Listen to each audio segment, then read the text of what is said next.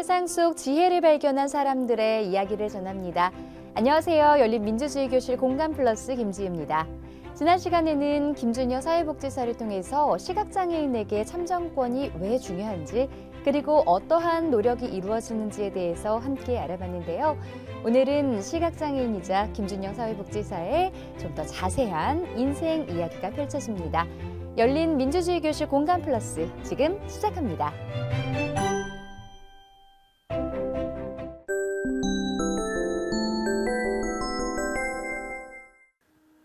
안녕하세요. 김준혁입니다. 두 번째 뵈니까 더 반가운데요. 오늘은 제 삶을 관통해온 장애라는 키워드에 대해서 조금은 더 자세히 말씀드리고자 이 자리에 나왔습니다. 제 어릴 때 얘기를 하나 둘씩 드려볼게요. 먼저 어릴 때 이런 얘기 듣잖아요. 준혁아, 너 커서 뭐 될래? 이런 얘기들 많이 할 텐데, 저의 어릴 때를 생각해보니 개그맨, 탤런트, 상담가, 선생님, 이런 식의 꿈들이 있었더라고요. 그런 직업적인 꿈 말고 너가 어떠한 사람이 되고 싶니? 라는 질문을 받았을 때는 길게 생각은 안 했던 것 같아요. 그냥 어린 나이였으니까 전 그냥 돕는 게 좋았다. 누군가를 돕는 게 좋고 함께하는 게 좋고 이렇게 대답을 했었어요. 그런 게 쌓여서 지금의 제가 됐겠죠? 그러고 보면 지금의 저의 직업인 사회복지사와 동료 상담가와 정말 환상의 찰떡궁합이 아닌가 생각이 듭니다. 그럼 어릴 때로 다시 한번 돌아가 볼게요. 머릿속에 있는 사진을 하나 둘씩 꺼내 보도록 하겠습니다. 초등학교 3학년이었던 것 같아요. 초등학교 3학년 운동회 때 사진이고 그 운동회 복장을 입고 있어요. 제 오른쪽에는 혁이가 있고 롱이도 같이 있네요. 이 친구들이랑 정말 친했어요. 근데 이 친구들에게는 하나의 특성이 있는데 무슨 특성일까요? 네, 중증 발달 장애인으로서 자폐성 장애를 갖고 있는 친구들이었습니다. 저는 이 친구들과 방금 전에 친했다고 말씀드렸다시피 과자도 사 먹고 분식집도 가고 집에도 같이 가고 그냥 같이 놀았어요. 저에게 너무 그게 일상적이었는데 친구들은 좀 저를 굉장히 특이하게 생각하더라고요. 하루는 제가 학교 끝나서 집에 가는 길에 굴다리가 있어요. 굴다리 끝자락 트럭 뒤에서 친구들이 누구를 괴롭히는데 그게 혁이하고 롱이었던 거죠. 전 너무 화가 났어요. 그래서 가지고 있던 실내 주머니를 집어 던졌죠. 괴롭히지 마! 이렇게 하면서. 그런 것처럼 저는 그 친구들이 장애가 있다고 해서 다른 친구들과 다를 게 없다고 생각했고 괴롭힘을 당해야 할 이유도 없다고 생각했던 것처럼 그 친구들이 막 따돌림 당하고 그런 게 너무 싫었거든요. 하루는 이제 혁이네 집에 갈 때였어요. 굴다리를 지나서 언덕을 굽이굽이 올라가다 보면 혁이네 집이 나오는데 굉장히 오래된 주택이었어요. 근데 혁이네 할머니랑 같이 살고 계시니까 들어가면 할머니 계셨고 친구네 집에 그 어린 나이에 가서 뭐 하겠어요. TV 틀어놓고 만화 틀어놓고 과자 같이 먹고 그렇게 노는 거죠. 근데 하루는 할머니가 굉장히 아프셨어요. 그래서 다음날 아침에 혁이를 학교까지 데려다 줄 수 없으니 준영아, 너가 혁이랑 같이 갈 수 있니? 라고 물으시니 전 너무 아무렇지 않았죠. 친구니까 같이 가는 게 당연한 거잖아요. 네, 그럼요. 이렇게 말씀을 드렸는데 할머니는 저에게 제가 너무 죄송스럽게 느껴질 만큼 양손으로 꼭 쥐시면서 고맙다 준영아, 고맙다 준영아 했었던 그 기억이 전 아직도 너무 좀 생생히 기억이 나요. 저는 당연했지만 심지어 그 친구의 가족도 그런 것이 당했던 건 아니었던 거예요. 그럼 그 가족은 또 얼마나 힘들었을까 그런 생각도 들어요. 나이를 좀 더 먹었어요. 이제 특수학급 친구들이 보통 특수학교로 전학을 많이들 가고 아니면 중증 장애가 아닌 친구들은 같이 중학교에 진학하게 되는 경우가 있는데 그렇게 초등학교 때와 같이 중학교 생활을 하게 되었죠. 근데 너무 잘 알다시피 중학생이 되면 찾아오는 굉장한 고질병이 있잖아요. 중2병. 다들 아시죠? 저한테는 왔는지 모르겠어요. 왔었겠죠. 근데 그 당시 그 친구들이 갖고 있는 그 중2병은 상상의 초월이었어요. 어느 정도였냐면 장애를 갖고 있는 이유로 친구들을 괴롭히는 수준이 너무 높았어요. 어떻게 같은 친구를 이렇게 할 수 있지? 이런 생각이 들 정도로 쉬는 시간마다 막 옆방 한번 가보고 점심시간에 같이 일부러 놀려고 하고 그랬었죠. 근데 그 당시까지도 친구들은, 분위기는, 전체적인 느낌은, 환경은, 사회는 장애를 굉장히 동정적이며 차별로 바라보고 있었어요. 그렇게 시간이 좀 더 지났어요. 이제 장애인 저에게 조금은, 아니면 매우 가깝게 찾아오게 되는데요. 고등학교 때였어요. 저랑 4살 터울 있는 형이 있는데 군인이었죠. 직업군인 아니고 그 당시 나이 먹으면 알아서 군대를 가잖아요. 그래서 형 군대에 있으니까 가족끼리 군인 때나 밀러주러 가자 해가지고 어머니 아버지 저 이렇게 해서 토요일에 출발했죠. 근데 다음날 아침 일찍 가는데 새벽에 비가 많이 왔어요. 도착할 때 즈음인데 이제 우회전이에요. 우회전 하면서 나가서 요거 내면 끝이거든요. 근데 빗길에 차가 미끄러졌어요. 고속도로에서. 그렇게 좌로 그 큰 차가 쿵, 그리고 오른쪽으로 쿵, 가이드를 넘어서 배수로로 차가 추락하는 굉장히 큰 사고가 일어났어요. 굉장히 정신이 없었죠. 그 짧지만 그 사고의 현장이 그 순간이 다 기억이 나요. 저는 운이 좋았어요. 왜냐하면 사고 나는 동시에 뭔가를 잡았거든요. 그래서 저는 그 당시 덜 다칠 수 있었지만 어머님은 그렇지 않으셨고 아버님도 그렇지 않으셨죠. 그날 이후로 아버지 어머니 병원 생활 정말 오래 하셨어요. 중환자실에 오래 계셨고 어머님은 7개월 뒤에 퇴원하셨지만 아버지는 그날 이후로 평생 누워 계셨어요. 중증 지체장애인이 되신 거죠. 사고 이후에 저는 아버지의 팔과 다리가 되려고 정말 많은 노력을 했어요. 왜냐면 얼마나 불편할지를 100%는 아니어도 너무 잘 알고 있었고 가족 중에 아버지랑 제일 친한 것도 저였거든요. 그래서 그 중환자실에서 면회했을 때도 나와서 생활할 때도 요양병원에 계실 때도 아버지랑 대화하면서 아버지의 팔다리 심지어 뭐 의식까지, 왜냐 아버지의 문자도 제가 써드리고 하니까 그렇게 전 진심으로 아버지의 장애를 수용했고 아버지의 팔 다리가 되려고 노력을 하였고 그렇게 살아왔었어요. 근데 5년 전에 제가 장애를 갖게 되어 장애인이 되었을 때 아버지는 저의 장애를 어떻게 받아들이셨을까요? 정말 아버지 뵙기가 어려웠어요. 제가 병원에 입원했을 때도 아버지께 말씀드리지 않았고 그 후에 장애 판정을 받기 위한 과정, 장애인이 되었을 때에도 처음에 말씀을 못 드렸어요. 근데 당연히 전화 계속 오죠. 매일같이.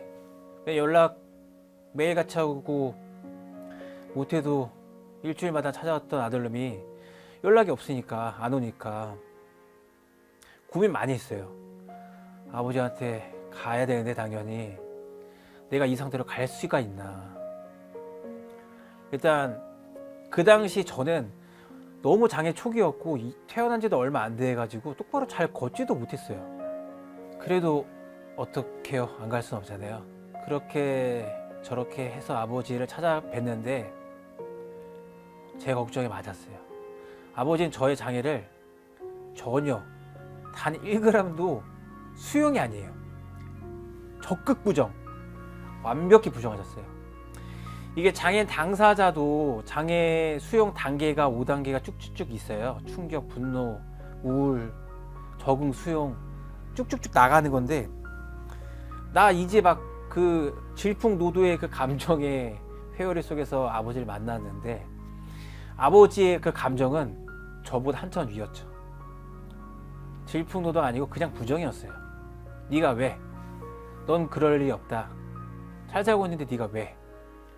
네 시각장애 아닌데 거짓말하지 마라. 뭐 더 나가서 욕도 많이 들었죠. 그렇게 아버지를 뵙고 나왔을 때 재활을 바로 시작했다는 다짐을 하게 되죠. 물론 태어나고 나서도 생각했던 게 점자였고 시각장애인으로서 살아야 될 미래를 생각하고 있었지만 아버지를 뵙고 나서는 더 엄청난 자극이 됐죠. 내가 시각장애를 막 갖게 되었지만 이대로 있으면 안 된다. 아버지를 위해서라도 어머니를 위해서라도. 그러니까 그 당시에 저는 장애인 복지카드도 안 나온 상태였어요. 왜냐하면 장애인 진단서를 끊고 그 기간까지 국가적으로 내가 장애인으로 인정되는 거는 3주 정도 걸리거든요. 바로 재활을 시작했죠. 그러니까 저의 감정을 추스릴 시간도 없이 저는 가족의, 아버지의, 어머니의 얼마나 힘들어하고 부정하며 나보다 더 질풍노도를 느끼고 계실까 싶어서 바로 나왔어요. 그렇게 저의 장애는 저만의 장애가 아닌 가족적 장애였고, 가족적 장애의 재활은 그렇게 시작이 된 거죠. 그렇게 아버지를 뵙고 나왔고, 여러 번 찾아뵙고 자주 전화 드려도 아버지는 끝까지 저를 부정하셨어요. 저를 부정한 게 아니시죠. 저의 장애를 부정하셨던 거죠. 작년 말쯤 해서 아버지 돌아가시기 전에 병원에서 아버지를 만나 뵀는데, 그때 저는 아버지 앞에서 보인 척을 했어요. 일부러 아버지 앞에 굉장히 자연스럽게 가서 앉고, 지갑을 달라고 해서 돈 얼마나 세보는 척하고, 괜히 보이는 척하고, 돈도 없네 하고 용돈 넣어드리고, 그냥 마지막에 아버지께서 스스로 본인이 인정하고 계시지 않으니까 저는 괜히 보여드리고 싶지 않았던 것 같아요. 지금까지 쭉 제 얘기를 나열하다 보니 제가 사회복지사로서, 동료상담가로서 장애인들을 만나 상담을 하고 교육 프로그램을 하고 있는 지금의 현실이 정말 매우 운명같이 느껴집니다. 여러분들에게 장애란 어떠한 의미가 있나요? 시각장애는 보통 맹학교를 거쳐 안마사 자격을 부여받고 그렇게 사회적, 경제적 생활을 하게 됩니다. 제가 장애 초기에 얼마나 많은 고민을 했었을까요? 과연 지금의 이 내 질풍노도의 감정, 이 현재의 상태에서 어떠한 일을 하고, 아니 어떠한 재해를 받아야 하고, 정말 아무것도 알 수 없고 모르는 상태에서 무엇을 해야 될지 정말 막막하고 안개 그 이상의 아무것도 보이지 않는 상태였거든요. 과연 그 당시에 저와 같은 마음을 가지고 있었던 장애인들이 없었을까요? 저는 정말 운이 좋게도 좋은 선생님을 만나 점자를 배울 수 있었고, 정보화 교육을 거쳐 기초재활 교육을 정말 잘 받을 수 있었습니다. 그런 교육을 통해 나도 혹시 저러한 선생님과 같은 사회복지사가 될 수 있을까?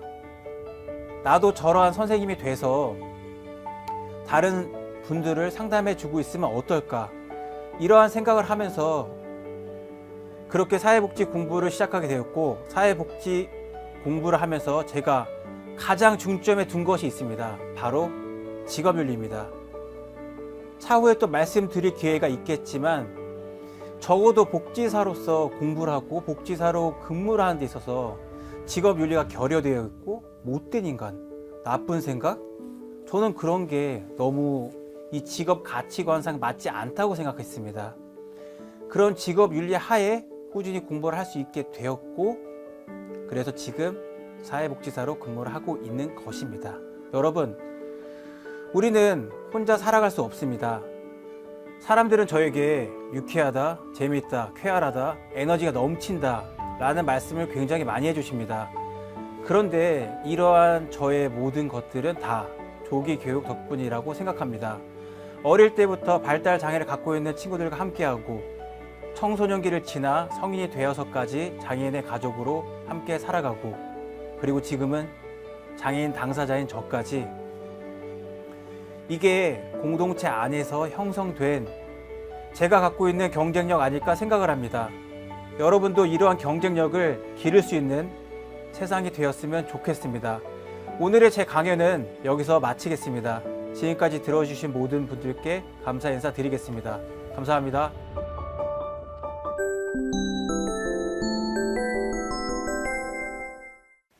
네, 김준영 목지사님 이야기 강연 잘 들었습니다. 저도 이제 강연을 듣다 보니까 뭐 울컥했던 부분도 있었고 또 함께 웃었던 부분도 있었는데요. 자, 이제 조금 더 자세한 이야기 들어보도록 하겠습니다. 현재 하시는 일에 대한 만족도가 정말 높으신 것 같아요. 한 100%라고 말씀드리면 될까요? 100%라고 말씀 주셔서 정말 감사드리지만 저는 거기에 좀 더 올려서 한 120% 정도 만족도라고 하겠습니다. 네. 네네.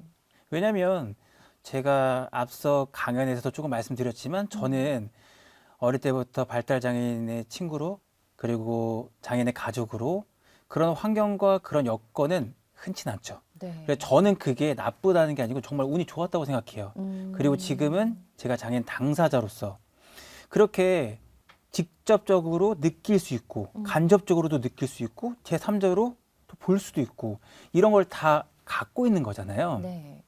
그래서 이렇게 갖고 있는 사회복지사가 어디 있을까 생각해 보면 그래서 더 너무 기분이 좋고 그래서 제가 일을 할 때는 뭐랄까 늘 진심이고 영혼을 담고 우스갯소리로 얘기하면 정말 우주의 기운을 모아서 일을 할 정도로 네. 정말 그렇게 임하고 있습니다. 네. 그렇다면 장애인이 되신 이후에 깨달은 것도 있으실 것 같은데 어떤 점들이 있을까요? 장애인이 되고 난 5년 동안 제가 얼마나 많은 생각을 했겠어요. 그렇죠? 네. 초기에도 그렇고 뭐 중기, 지금도 마찬가지고 그리고 조금은 더 재미있는 말씀을 해드리고 싶은데 제가 막 장애인에 대해서 난 지금 요즘 어떻게 생각하고 있지? 곰곰이 생각을 해보니까 답이 안 나오더라고요. 그리고 제가 친한 친구, 장애인 친구한테 전화를 걸어봤어요. 네. 그때마다 지금 장애인이 좀 5년 됐고 시각장애 되는데 시각장애랑 장애에 대해서 어떻게 생각하냐? 솔직히 네가 갖고 있는 인사이트가 뭐야? 라고 물어봤죠. 그냥 딱 처음에 말하는 게 저는 뭔가 장애인, 인사이트? 무슨 생각? 이게 뭐가 있을까? 막 괜히 혼자 멋있는 얘기하려고 해탈의 경지 별의별 생각을 다 했었는데 네. 그 친구는 딱 먼저 내뱉었던 일성이 모든 음식이 다 맛있다는 거였어요. 오. 그리고 눈이 보이지 않으니까 모든 음식이 다 맛있게 느껴진다는 거죠. 아. 저는 근데 너무 가장 아침부터 저녁까지 우리가 하는 거고 네. 가장 일상적이고 가장 중요한 거 아니에요? 우리가 흔히 이거 다 먹고 살자고 하는 일은 이렇게 말하잖아요. 그렇죠. 그 친구는 그 인사이트를 갖고 있었던 거죠. 어. 저 솔직히 그 소리 들으면서 괜히 뜬구름 잡는 소리 하면 별로일 거라 생각했는데 네. 너무 멋있었어요. 소름 돋더라고요. 그리고 한 번 더 물어봤죠. 알았어. 먹을 건 알겠으니까 또 다른 걸 한번 너가 좀 말해봐 이렇게 물어봤었어요. 네. 그러니까 길게 고민도 안 하더라고요. 장애인 대해서 좋은 거? 장콜이지 이래요. 장골이 뭐죠? 장콜? 그렇죠. 장콜하면 사람들이 대부분 모르시죠. 네. 왜냐하면 장애인 콜택시를 줄여서 장콜이라 그래요. 아, 네. 네. 그 친구가 장콜을 말한 순간 저는 진짜 온몸에 전율을 느꼈어요. 왜냐하면 제가 아침에 출근하고 퇴근하고 친구를 만나러 가고 모든 이동수단에서 장콜을 다 타거든요. 네. 그럼 그런 장애인 콜택시가 없었다면 저의 이런 재활 속도, 그런 업무, 능률적인 부분, 그 사회활동 되게 더뎌졌을 거예요. 그래서 저는 굉장히 훌륭한 복지 제도라고 생각을 해요. 친구가 그 말 했을 때 또 한번 전율이 돋았다라는 걸 꼭 말씀드리고 싶어요. 네. 네. 자, 장애 감수성에 대해서 목사님이 꼭 하고 싶은 말씀 있으시다고요? 네. 아무래도 장애 감수성 하면 뭐지라고 생각할 수 있어요. 네. 감수성? 장애 감수성? 근데 간단히 설명해 드려볼게요. 일단 저의 기준이에요. 저는 어릴 때부터 발달장애 친구들과 함께 했고 장애인 가족이었고 현재는 장애인 당사자예요. 네. 그러면 제3자에서 장애인을 바라보는 거나 당사자나 가족으로서나 어느 상황에서나 장애인 요소마다 장애인이 어떤 행동을 취할지 어떠한 태도가 있을지 어떤 제도가 필요할지 이런 등등등의 일련의 사고가 있잖아요. 생각? 네. 그런 것들을 장애 감수성이라고 하는데요.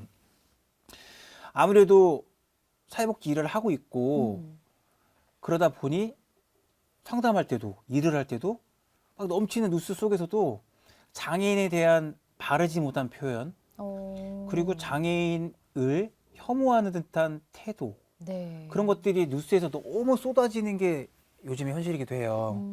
저는 그래서 매일같이 속상해요. 네. 네. 그래서 꼭 말씀드리고 싶은 게 있는데 짧게 말씀드려도 될까요? 그럼요. 아, 네. 정말 간단한 거예요. 우리가 말은 어휘는 하나의 인식으로 고쳐가 될 수가 있잖아요. 그렇죠. 그래서 말이 굉장히 중요한 거 아니에요? 음. 사람이 있을 때 야, 너 이렇게 부르는 것보다는 뭐 준영 씨, 뭐 지우 씨 네. 이렇게 불러 주는 게 서로에 대한 예의고 좋은 그렇죠. 건데 그러면 제가 장애인이란 말이죠. 네. 김주영 장애인에게 김주영 장애자 딱 이렇게 말을 한다고 쳐볼게요.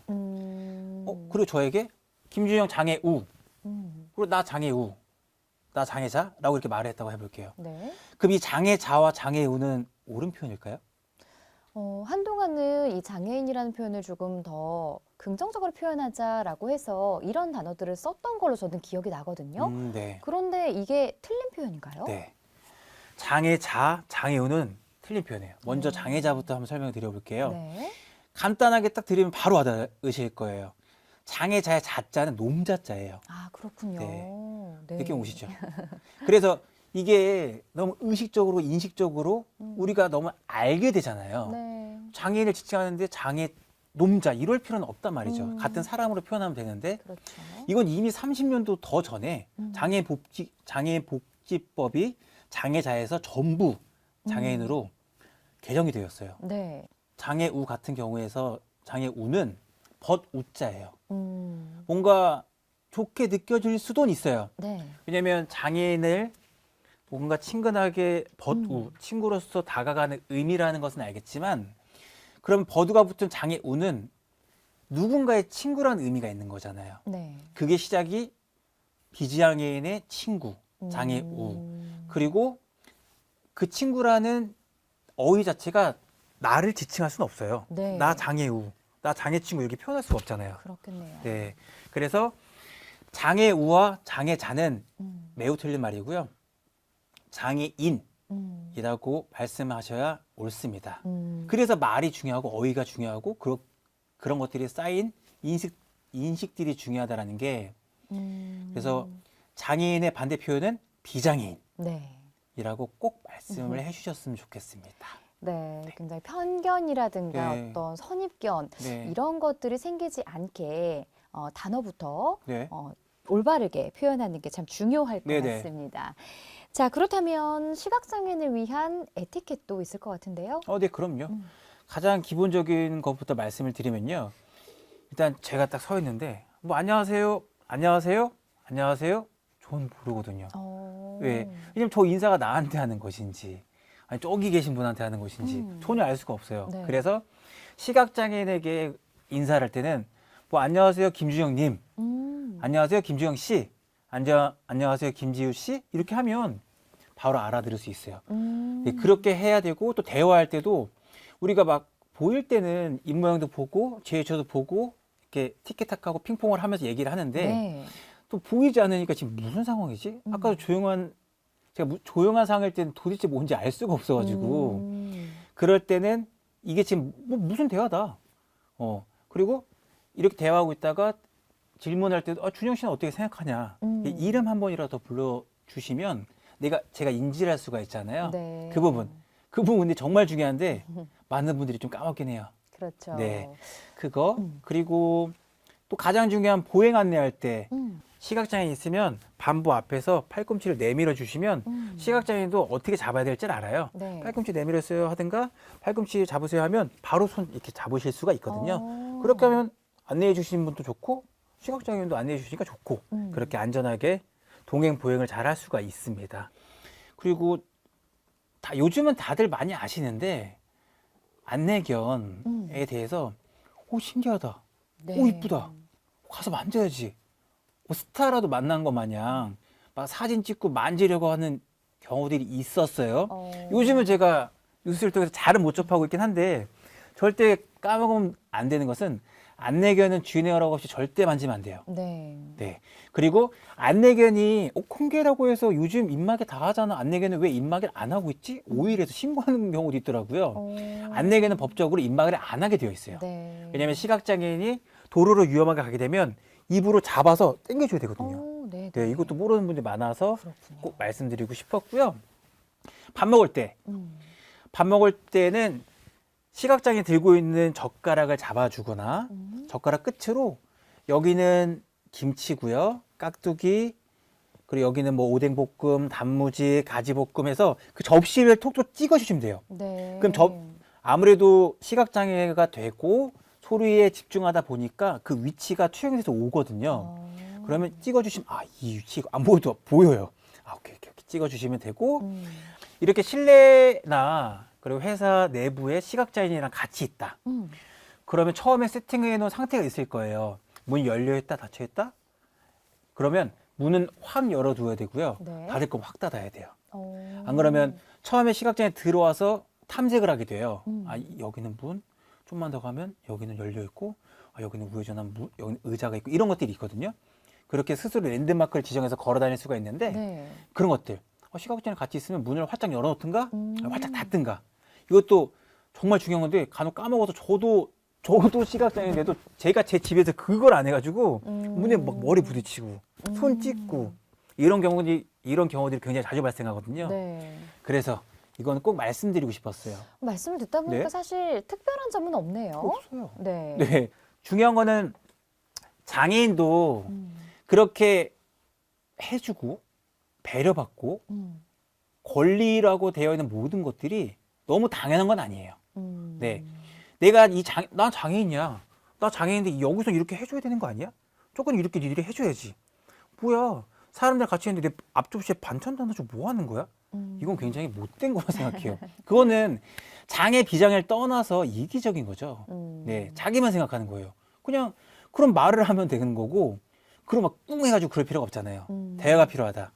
장애인도 자신에게 비장애인들이 해주는, 배려해주는 그런 환경들이 모두 다 당연한 것은 아니다.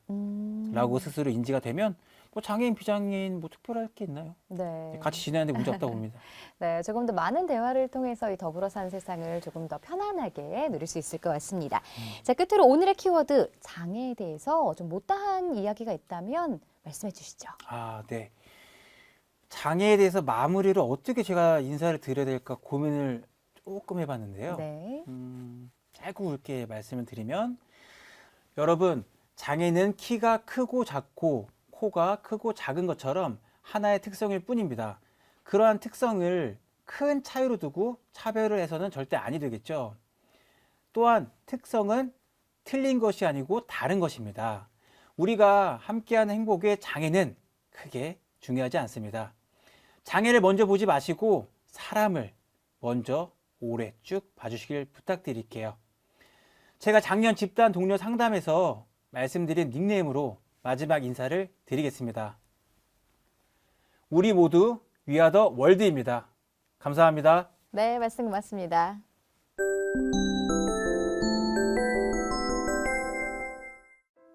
김준영 사회복지사가 다시 만난 세계 어떠셨나요? 우리 모두가 더 행복한 세상을 만들기 위한 이야기였습니다. 열린민주주의 교실 공감 플러스 오늘 준비한 내용 여기까지입니다. 시청해주신 여러분 고맙습니다.